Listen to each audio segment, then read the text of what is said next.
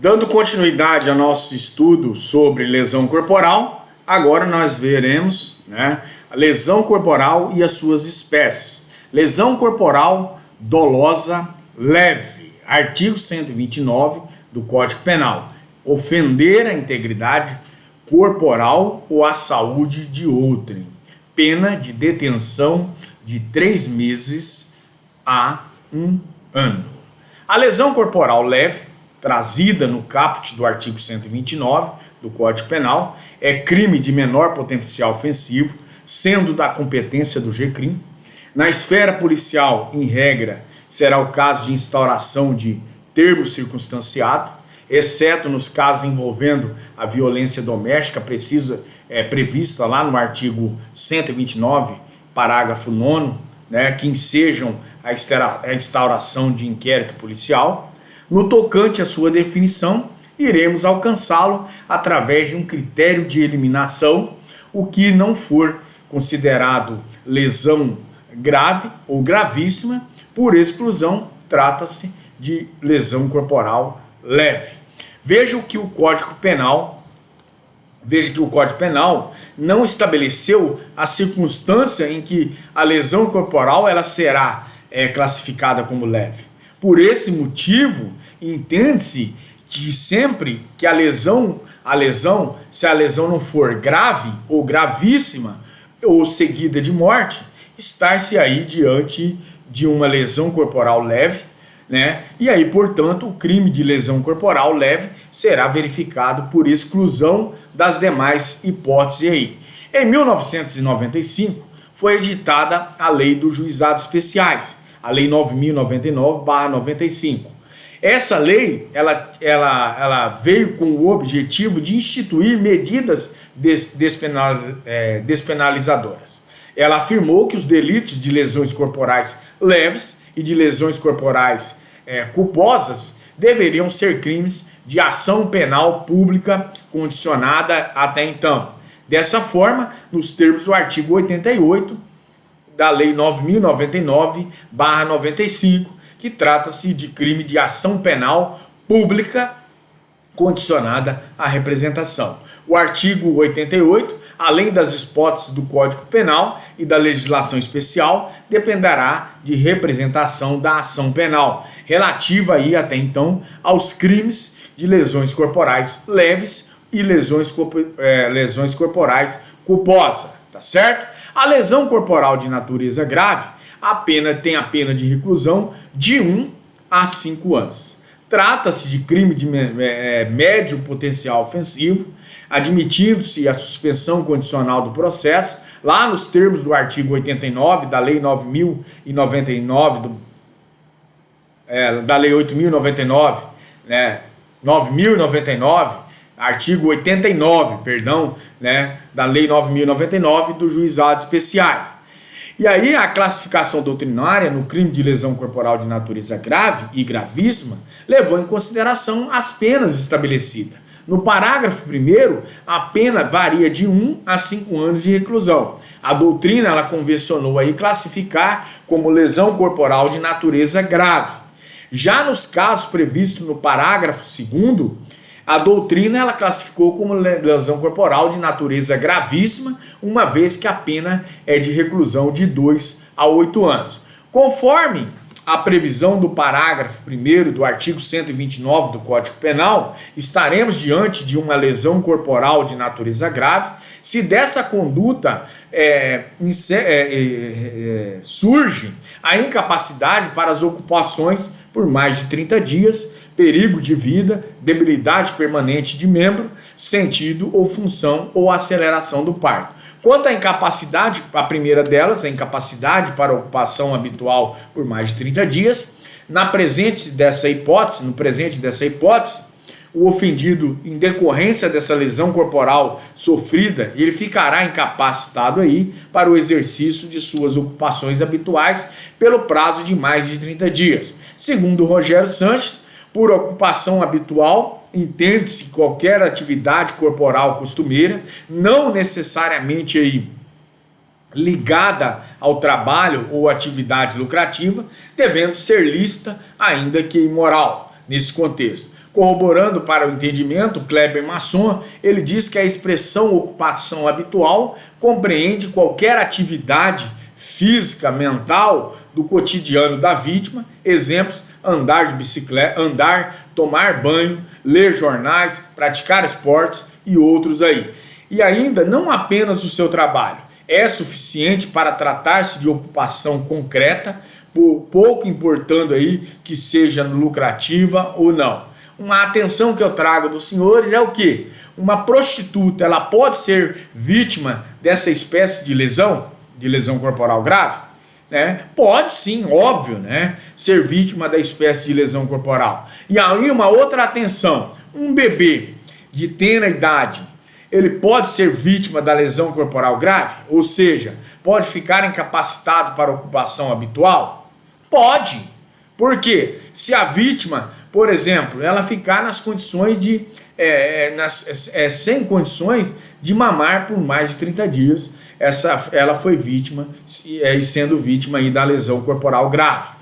Compartilha ainda do mesmo entendimento Kleber Masson, porque ele diz assim: para a concretização da qualificadora é irrelevante a idade da vítima, que pode ser uma pessoa idosa, exemplo, incapacidade para realizar as suas atividades, caminhada diária em decorrência aí de um golpe dolosamente proferido contra as suas pernas, ou mesmo uma criança de pouca idade, exemplo, ficar incapacitada para mamar no peito de sua mãe em razão dos ferimentos aí provocados por um soco desferido em sua boca.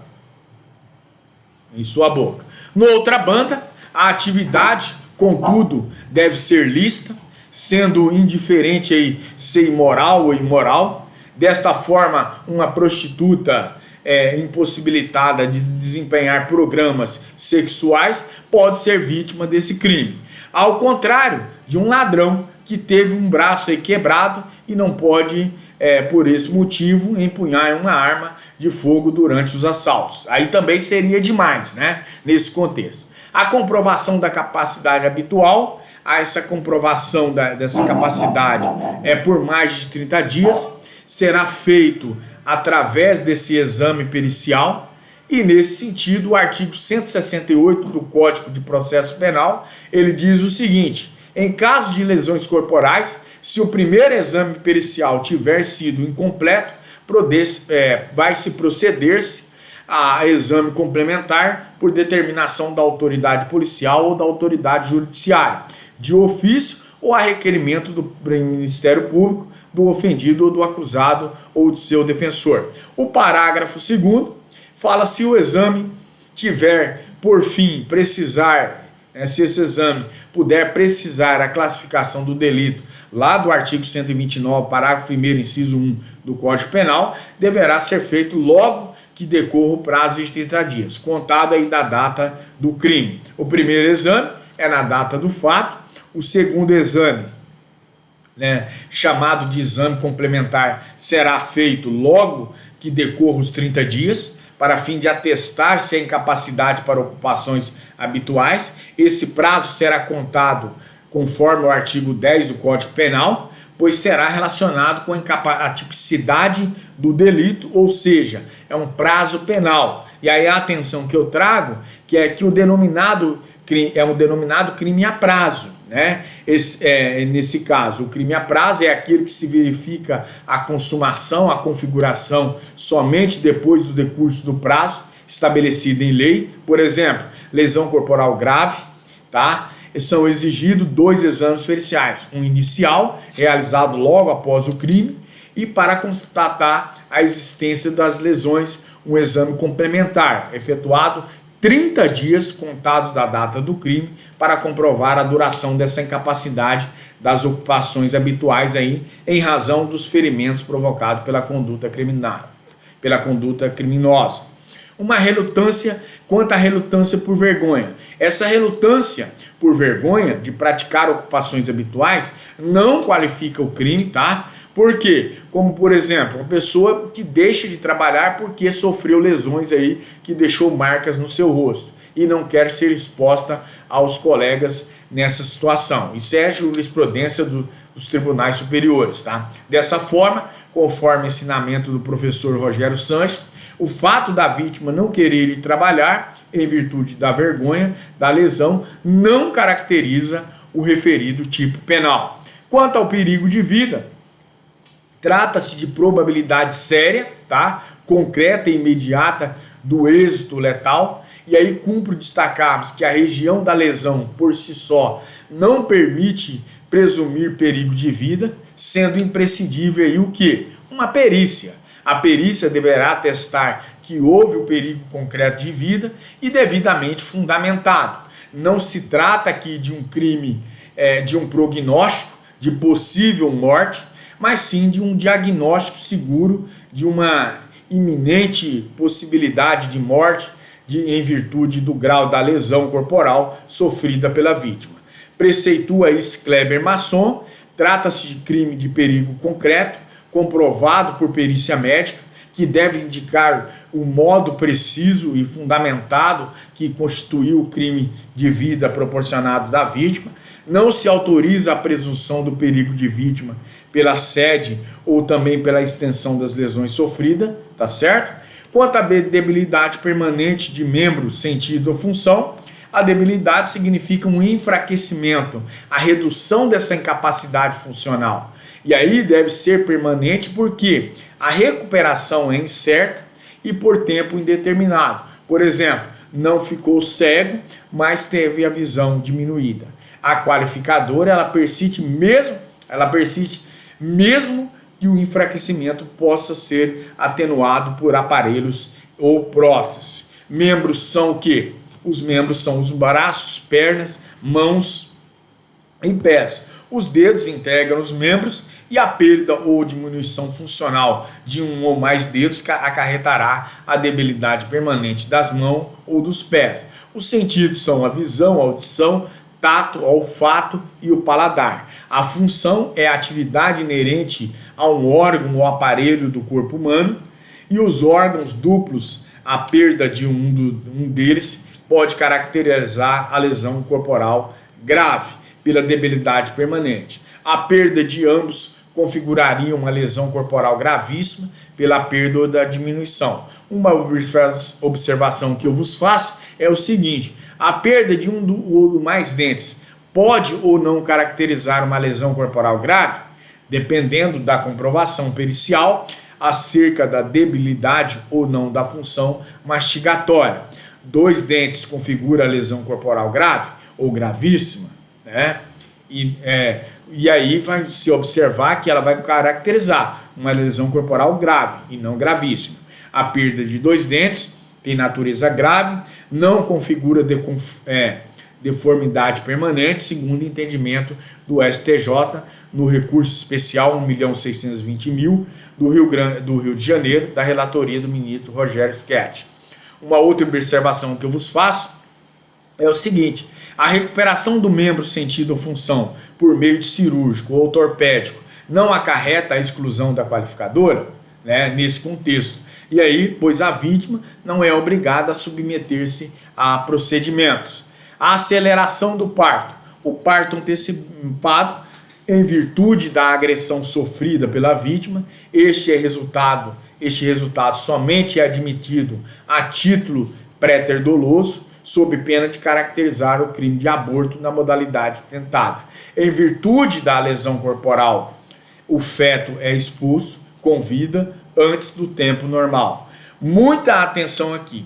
A expulsão do feto se der com vida, se o feto é expulso sem vida, pode configurar o aborto do artigo 125 do Código Penal, ou lesão corporal gravíssima, conforme o parágrafo 2º, inciso 2, dependendo do dolo do agente, pois se agiu com dolo na lesão e dolo no aborto, responderá por ambos os delitos. Por outro lado, se agiu com dolo na lesão e culpa no aborto, responderá por lesão corporal gravíssima. E aí é dolo de lesionar, mas causar o aborto. Responde por lesão e aborto.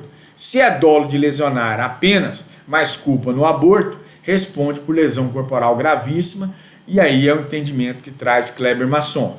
O que se exige em síntese, senhores, é o quê? É uma antecipação do parto, ou seja, um nascimento prematuro. Essa qualificadora só é aplicável quando o feto nasce com vida, pois quando ocorre o aborto, o agente ele responde por lesão corporal gravíssima, conforme o artigo 129, parágrafo 2º, inciso 4. Ademais, cumpre destacar que é imprescindível que o agente saiba que a vítima estava gestante, tá? Nesse contexto. Quanto à lesão corporal gravíssima, né? A expressão gravíssima foi criada doutrinariamente, não está esculpida no teor do artigo do Código Penal, extrai-se do artigo 129, parágrafo 2º do Código Penal, lesão corporal gravíssima, a resultar em incapacidade permanente para o trabalho e enfermidade incurável, perda ou inutilidade dos membros, sentido ou função e deformidade permanente ou aborto. Trata-se de uma infração penal de maior potencial ofensivo, não se admitindo as medidas despenalizadoras lá dos juizados especiais criminais. A ação penal é pública e incondicionada.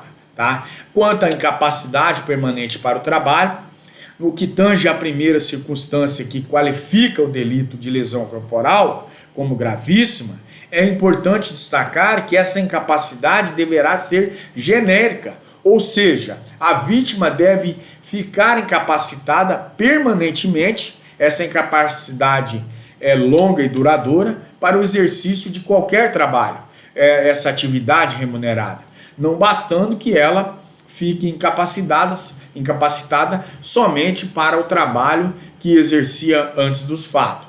Nessa esteira, o entendimento predominante na doutrina é que a qualificadora ela exige a incapacidade para o exercício de qualquer espécie de trabalho. Noutra banda, a minoria entende que basta ficar incapacitado para o trabalho, né, para o exercício dessa atividade que exercia anteriormente. A corrente adotada em nosso ordenamento jurídico prevê que para a incidência à qualificadora é imprescindível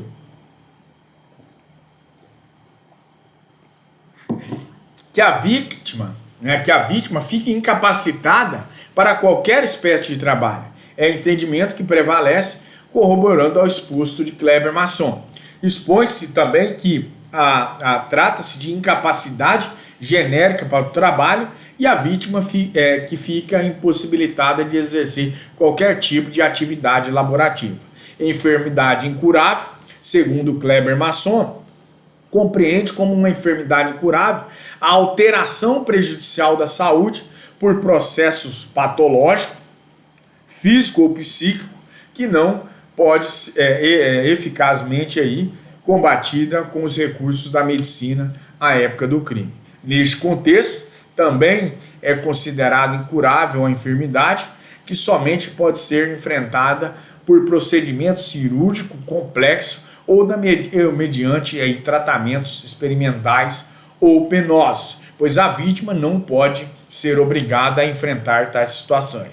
Noutra banda, conforme Rogério Sanches, senhores, é o caso da transmissão intencional de doença para a qual não existe cura no estágio atual da medicina. Conforme o STJ, a transmissão da AIDS como lesão corporal gravíssima, tá? Nesse contexto, né, não é bom nós adentrarmos aqui, por exemplo, na cura arriscada, a recusa da vítima de submeter ao procedimento não exclui a qualificadora. Submetendo-se ao procedimento e revertendo a doença, desaparece também a qualificadora. Cura não arriscada, a recusa injustificada da vítima exclui a qualificadora e tem-se admitido a recusa por razões de crenças também. Perda ou utilização do membro, sentido ou função, segundo Kleber Masson, a perda é a ablação, a destruição ou a privação de membro no sentido ou na função. Pode se concretizar por por mutilação, que é eliminação direta pela conduta criminosa, ou por amputação, que resulta em intervenção cirúrgica aí nesse contexto, realizada pela necessidade de salvar a vida do ofendido ou impedir as consequências ainda mais danosas. Noutra banda, a inutilização, por sua vez, é a falta de aptidão do órgão para desempenhar a sua função específica. O membro ou órgão ele continua ligado ao corpo da vítima, mas incapacitado para desempenhar as atividades que lhes são inerentes. A perda de parte do movimento de um membro, ela se concretiza a lesão grave pela debilidade, e a perda de todo o movimento tipifica aí a lesão corporal gravíssima pela inutilização. Nesse sentido, né, se no caso de órgãos duplos de lesão para ser qualificada como gravíssima, tá? Se atinge apenas um, existirá um enfraquecimento, segundo Kleber Masson. Na hipótese de órgãos duplos, rins, olhos e outros, a afetação de apenas um deles tipifica a lesão corporal grave pela debilidade de sentido ou de função. Exemplo, uma surdez em um ouvido. Por sua vez, haverá lesão corporal de natureza gravíssima quando os dois órgãos forem aí prejudicados, caracterizando a perda ou a inutilização. A vítima perde a audição. Em relação aos sentidos do corpo humano, cumpre lembrarmos que a sua perda ou a inutilização ocorrerá no caso de a vítima deixar de perceber completamente o mundo exterior, o que tange ao sentido afetado. Caso, por exemplo, aí, a vítima perde um dos seus olhos e vai estar diante de uma lesão corporal de natureza grave. Por outro lado, caso ocorra cegueira dos dois olhos, caracteriza a lesão corporal de natureza gravíssima. Cabe salientar aqui, senhores, que em relação às funções, diz respeito a um aparelho ou sistema do corpo humano, como é o caso, por exemplo, da função reprodutora, que, caso inutilizada pela lesão, fará que incida aí a hipótese da qualificadora. Por outro lado, salienta-se que de algumas funções do corpo humano, função respiratória, caso inutilizada, sempre ensejam aí a morte da vítima, não responde ao ator pela lesão corporal gravíssima, tá? Procedimento de esterilização sexual. Não há crime na conduta do médico que efetua a cirurgia de esterilização sexual, vasectomia, ligadura, trompas, essas coisas aí, com autorização do paciente, né? De fato, a Lei 9.263, de 96, regulamentou o artigo 226, parágrafo 7 da Constituição Federal, que trata de quê? Do planejamento familiar, autorizando a cirurgia, desde que presente os requisitos exigidos. Quanto à deformidade permanente, por deformidade permanente, deve-se entender o dano estético aparente, considerável e irreparável pela própria força da natureza que é capaz de causar a imprevisão vexatória, essa desconforto para quem olha e uma humilhação para quem ostenta. Segundo ensina Nelson Gria, a idade, o sexo e a condição da vítima pode interferir nessa qualificadora, e se a deformidade permanente for corrigida por cirurgia estética, subsiste a qualificadora? Existem duas posições sobre esse assunto. Temos uma doutrina afastando a qualificadora, porém o STJ recentemente decidiu em sentido contrário, ou seja, a qualificadora da deformidade permanente do crime de lesão corporal não é afastada por posterior cirurgia estética reparadora que elimine ou também que minimize a deformidade da vítima. A qualificadora da deformidade permanente e posterior, essa cirurgia plástica reparadora, não é afastada por cirurgia de estética reparadora que elimine ou minimize a deformidade aí da vítima. Porque o fato é criminoso, é valorado no momento da sua consumação e não o afetando providências posteriores, notadamente aí quando não usuais. Segundo o entendimento do STJ, na sexta turma, no HC 306.677, da relatoria do ministro Erickson Maranhão, informativo 562. Muita atenção, a maioria dos livros defende a posição contrária ao do que foi decidido aí pelo STJ, tá?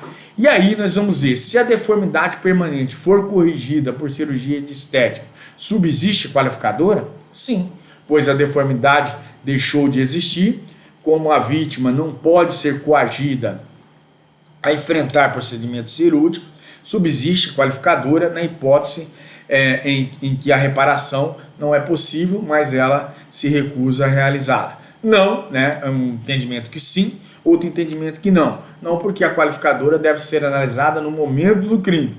Teoria da atividade adotada lá pelo artigo 4º do Código Penal. E o Superior Tribunal de Justiça decidiu nesse sentido. Cirurgia de estética que repare os efeitos da lesão não afasta a qualificadora da deformidade permanente, pois o fato criminoso é valorado no momento da sua consumação. Entendimento jurisprudencial. Quanto ao aborto, trata-se de mais uma espécie exclusivamente préter-dolosa que qualifica o delito de lesões corporais. O agente ele deve ter atuado dolosamente no que se refere à lesão corporal culposa e a lesão e a culposidade aí, né? No que concerne ao aborto, sendo exigível ainda que ele que tenha a ciência da gravidez da vítima, a fim de evitar a responsabilidade penal objetiva.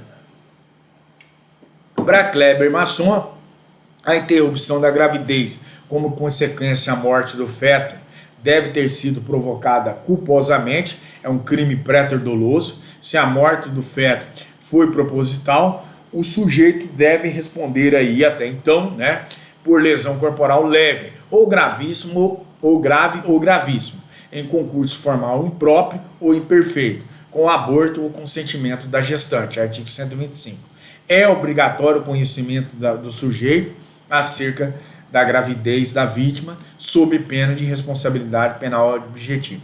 Trata-se de qualificadora necessariamente aí préter-dolosa, e aí eu trago aos senhores e peço muita atenção aqui, cuidado para não confundir os tipos penal do artigo 127 do Código Penal com o artigo 129, parágrafo 2º, inciso 5 do Código Penal, né? O artigo 127 do Código Penal, majorado pela lesão corporal de natureza grave, aborto dolosamente majorado pela lesão corporal de natureza grave na gestante culposa, tá?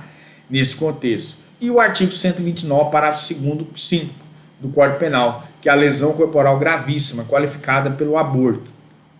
A lesão corporal dolosa na gestante, que qualifica pelo aborto culposo.